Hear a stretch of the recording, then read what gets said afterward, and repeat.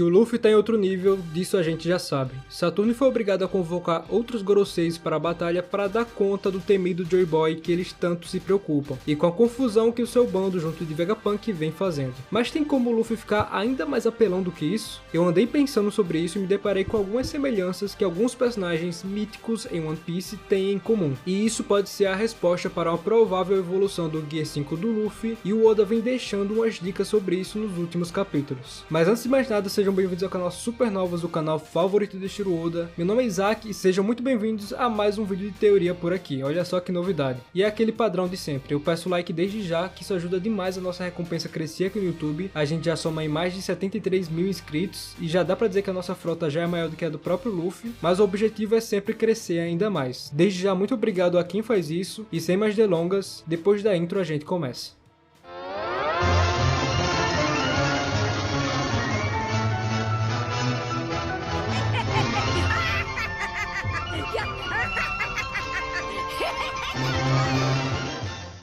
Uma frase para definir o rumo que essa teoria aqui vai tomar. Diferentes personalidades. A gente vai focar nisso nesse vídeo para tentar explicar como o Luffy e outros personagens como Barba Negra usam disso para poder evoluir. E não só o Luffy e o Barba Negra. O capítulo 1107 confirma que o Luffy tem uma personalidade diferente quando está no Gear 5. E sempre que surge essa discussão sobre essa bobagem do Luffy e do Gear 5, as pessoas não gostam muito porque isso causa uma tensão sobre essa transformação. Eu já vi muita gente aí comentando nos comentários, por exemplo. Você vai encontrar pessoas que dizem que o Luffy sempre foi bobo, e você vai encontrar gente que fala que ele tá sendo muito mais bobo que o normal em sua forma Gear 5. E geralmente o argumento contrário é: isso significa que você nunca prestou atenção na história. Olha só, o Luffy sempre agiu assim. Um exemplo é a forma Mizu Luffy na batalha contra o Crocodile, ou até mesmo o Gear 4 Tank Man, que é ridículo. O Luffy sempre usou desses métodos meio que ridículos, meio que brincalhões para lidar em situações difíceis. E é claro que o Luffy em alguns momentos usou suas formas engraçadas e criativas para tentar derrotar seus inimigos. Isso é indiscutível, mas também não vamos contrariar os fatos. O Gear 5 potencializou isso e agora esse personagem dá uma liberdade criativa absurda para que o Oda desenhe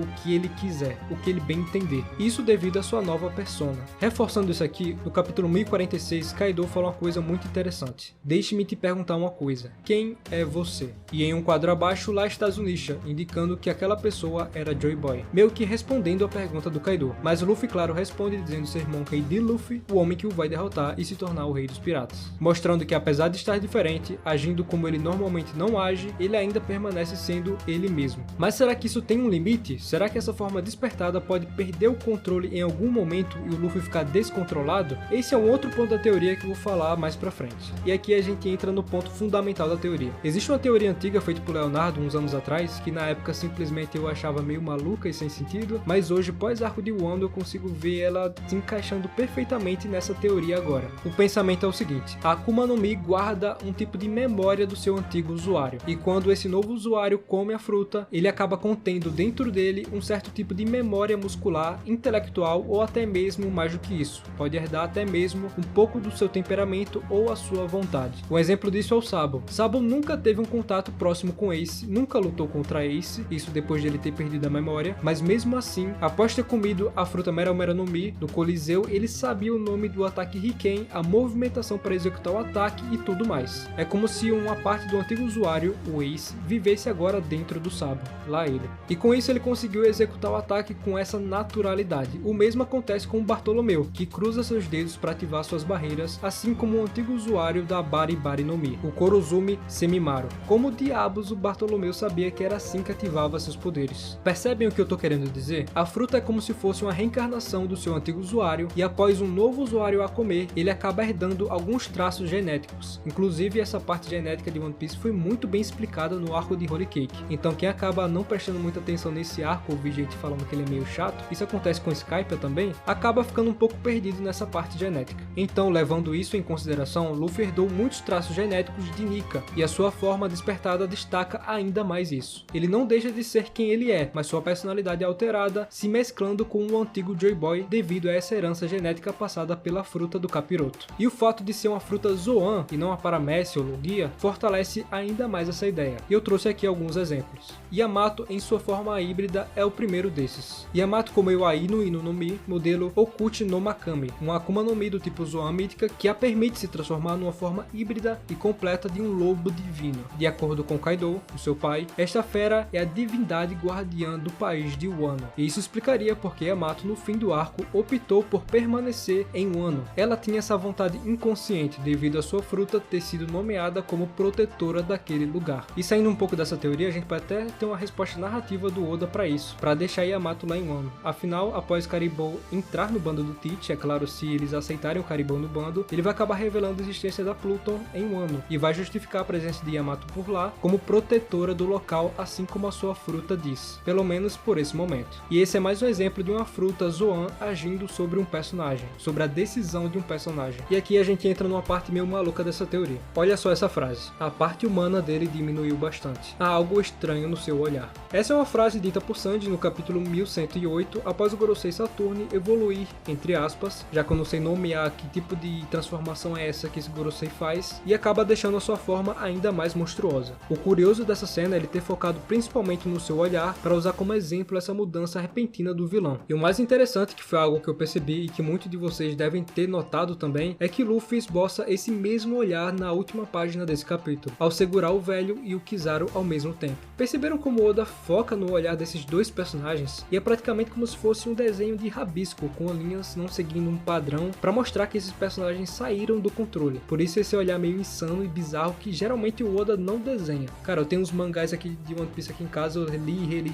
várias vezes, e é a primeira vez que eu vejo o Oda desenhando o olhar dessa forma, dessa maneira bem insana, que a gente vê geralmente em outros animes. E vamos aos detalhes. Saturne, apesar de ter uma forma aracnídea, assim como Black Maria, tudo indica que ele não comeu uma Akuma no Mi, como esses outros personagens que eu citei, e que sim, ele tem poderes naturais desde os tempos antigos, e que ele é um ser mitológico. Por isso ele estava vivo com a mesma aparência na Batalha de Golden Valley. Nika também segue esse mesmo exemplo, já que o mesmo aparentemente era um ser naturalmente de borracha, já que o mesmo não comeu uma fruta, tendo ele os poderes naturais, assim como um bucaneiro, assim como os Lunarias, e assim como os Gorosei e possivelmente Imu também. Por isso o nome da fruta comida por Luffy se chama Hito Hito no Mi, Nika, porque Nika naturalmente já era um ser de borracha. Nisso podemos deduzir que essa troca de personalidade está diretamente ligada a seres antigos desse mundo criado por Oda. Sim, Saturne não comeu uma fruta Zoan, mas por ele ser naturalmente um ser mitológico, em uma de suas formas ele acaba também perdendo um pouco de sua humanidade, entre aspas. Se é que a gente pode dizer que esses caras têm algum tipo de humanidade. Sanjay Garcia Saturne não age com naturalidade após esse despertar de sua fruta. Sanji indica isso citando o seu olhar e dizendo que a sua parte humana diminuiu bastante. E para quem gosta dos jogos de God of War, vamos dizer que ele entrou na sua forma Fúria Espartana. E para quem gosta de contos vikings, vamos dizer que ele entrou em seu modo Berserker, onde basicamente é uma condição em que um personagem, devido a efeitos psicológicos ou físicos, cai em uma fúria incontrolável. A inteligência costuma ser reduzida ao nível de instintos animais, e a pessoa nessa condição acaba ficando um pouco descontrolada com o aumento da agressividade. E esse modo Berserker de vez em quando é citado em algumas teorias relacionadas ao Shanks, devido às suas ligações durante a história à cultura viking, que o Oda acaba fazendo, e ele tem essa ligação que nós vimos atualmente com a Terra dos Gigantes, que tem sua cultura baseada nesses guerreiros nórdicos. Mas se a gente for dar esse espírito de batalha para algum desses personagens, seria para esses seres mitológicos que em algum momento da batalha, além de ter sua aparência alterada, como o Luffy e os Gorosei, juntamente com a sua personalidade, e somente eles e mais ninguém, se formos seguir essa teoria. E é justamente aqui que o Oda pode trabalhar uma nova forma do Luffy, um novo poder do Luffy, ou quem sabe um descontrole do Luffy. Afinal, a gente está lendo um mangá shounen, e no shounen geralmente existem esse power-up, onde um personagem chega em um momento de raiva e acaba evoluindo algum certo tipo de poder, e em que o One Piece eu acredito que não vai ser tão diferente. Já aconteceu isso com o Luffy morto, né, porque ele acabou voltando à vida com essa nova forma do Gear 5, mas dessa vez pode ser com ele vivo mesmo, tendo algo muito similar ao que aconteceu com Saturne, onde ele não pareceu ser mais humano, atingiu uma forma muito diferente, e eu diria que foi o limite da fruta, e o Luffy provavelmente ainda não chegou nesse limite. E eu digo isso baseado no próprio mangá. O Oda deve estar guardando alguma coisa, e eu acredito que tem a ver com isso, com esse modo Berserker, que é alcançado em algum momento da batalha, e a gente já viu um pouco disso nesse olhar meio que insano do Luffy que eu nunca tinha visto antes. E ok, eu já falei aqui no vídeo sobre o Saturne, sobre o Luffy, mas tem um terceiro personagem que também apresenta ter muitas personalidades, sendo ele aquele o que o Oda mais deixa explícito, que é o Teach. Então eu resolvi separar um tempinho aqui só para discutir essas personalidades e como ele pode entrar nessa teoria se relacionando com Luffy e com o Sanjay Garcia Saturno. Depois de ter feito tanta teoria, não é muito bizarro pensar que o Barba Negra tem várias personalidades. 3 personalidades para ser mais específico. A personalidade do Teach parece ser uma estranha mistura de coragem, covardia, estratégia e estupidez. Embora às vezes o personagem pareça ser forte e assustador ao mesmo tempo.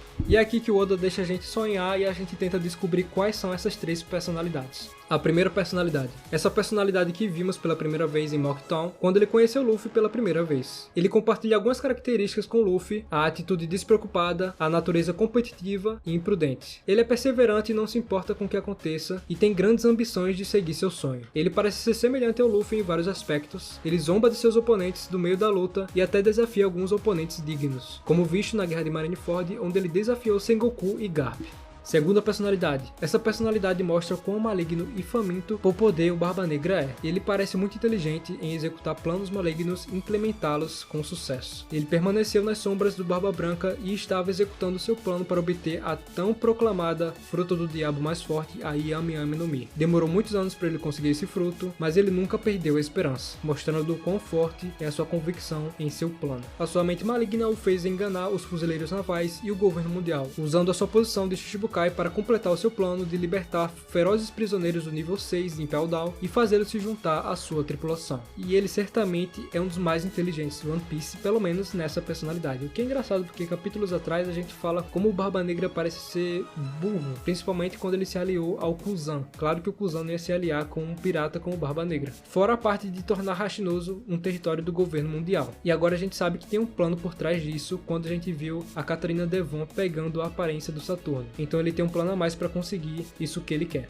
É a terceira personalidade. Essa personalidade é aquela que fez Barba Negra temer a morte e agir covardemente. Como visto várias vezes, Barba Negra agiu de forma covarde, e sempre que Barba Negra é atingido, o que certamente o machuca devido à sua fruta do diabo, mas ele reage exageradamente, como observado na luta contra o Ace e Luffy. Embora seja portador da letra D, Barba Negra teme a morte, o que é improvável para um D. Todos os D morreram com um sorriso. Barba Negra temia a morte contra a Barba Branca. E é justamente nessa cena que Barba Branca observou que Teach não era aquele que Roger esperava, e descartou Teach como sendo incapaz de continuar o legado de Roger. O que faz a gente pensar que Barba Negra tem 3 personalidades e não apenas uma a mais como o Luffy tem a do Nika, ou o próprio Saturn, que acaba perdendo o controle, acaba perdendo a noção de quem ele é quando ele acabou se evoluindo no capítulo passado. E bom, como a gente sabe, a Jolly Roger da tripulação em One Piece retrata características, personalidade, comportamento, poder, aparência incomum e especial do capitão da tripulação. Assim como a Jolly Roger aqui do canal, tem 3 caveiras que representam eu, Samuel e Léo. As 3 caveiras da Jolly Roger do Barba Negra mostram as 3 personalidades diferentes do Barba Negra. Isso poderia indicar que o Barba Negra tem a zona do Cerberus? Então ele tem 3 cabeças ou estará possuindo 3 frutos do diabo no final da série? Poderia ser essa a explicação? Seria ele mais um usuário de uma fruta mítica, por isso 3 personalidades? E isso se encaixaria nessa teoria como um todo, porque se ele tem uma fruta mítica, assim como o Luffy, isso justifica essa mudança de personalidade que ele tem ao longo da obra. E galera, nesse ponto da teoria eu não posso afirmar com muita certeza. Existem várias teorias aí no YouTube, quem é dinossauro de One Piece do YouTube aqui conhece que tem várias teorias sobre o Barba Negra. Tem algumas zoans como a fruta do hipopótamo, tem também essa teoria do Cerberus. Isso com certeza cairia como uma luva nessa teoria que eu tô falando aqui, sobre essa genética, sobre essa mudança envolver esses seres mitológicos e por isso ter essas diferentes personalidades e com isso poderia evoluir o personagem de alguma forma. Mas o Barba Negra especificamente tem um ponto diferente. Eu acredito que tem sim a ver com a sua genética, mas não com uma fruta. E o próprio Saturno afirmou isso capítulos atrás, afirmando que Barba Negra tem uma linhagem diferenciada. Nessa época eu até me perguntei, Teach é especial em que sentido? Como a gente bem sabe, a idade do Barba Negra bate com a idade dos Shanks, apenas 1 ano de diferença, o que o colocaria na Batalha de God Valley, e como bem sabemos, o Teach tem um envolvimento com Rocks de Shebeck, o que colocaria o Barba Negra entre esses 3 personagens. O Luffy que comeu a Akuma no Mi, modelo Hito Hito no Mi, do Nika herdou a genética do Nika de alguma forma, o Saturne, que é um ser mitológico que está vivo desde o século antigo, e o Tite, que herdou essa genética do Shebek. Esses três personagens têm fundamentais papéis para a mudança que o mundo terá daqui pro fim da história desse mangá. E quando eu cito esses três personagens, dentre eles os Groseis, eu incluo também o Insama, já que provavelmente ele também é um ser mítico, capaz de ter alguma mudança física e mental do seu corpo. Isso nós podemos ver seu olhar furioso, assim como o de Saturne, lá na Sala do Trono, no momento em que Sabo estava fugindo. E no fim, galera, One Piece é uma batalha para construir um novo futuro, mas preso no passado. É como se as frutas servissem para reencarnar em novos corpos, como o Nika em Luffy. Por isso as Zoans têm vontades próprias, para resolver um problema do passado e pôr um fim nisso tudo. Barba Negra entra nesse ponto sendo o cara que herdou a vontade de Shebek de ser o rei do mundo. A genética deles, a vontade, os seus poderes despertados vão gerar muitas batalhas épicas no final desse mangá, e o contexto histórico tá aí, e foi o que eu tentei, espero ter conseguido, explicar nesse vídeo. E além de explicar, criar uma teoria sobre esse novo poder do Luffy despertado. Mas galera, com isso que eu encerro esse vídeo, espero muito que vocês tenham gostado. Eu usei algumas teorias aí de referência, então eu vou colocar o link na descrição para vocês acabarem visitando e tentar se aprofundar ainda mais nesse assunto, que é bem complexo e eu gostei bastante. Se vocês gostaram, deixa o like aí, porque como eu falei no começo do vídeo, ajuda muito a gente a aumentar nossa recompensa no YouTube e ajuda também a manter a regularidade dos vídeos aqui do canal. E é isso galera, valeu!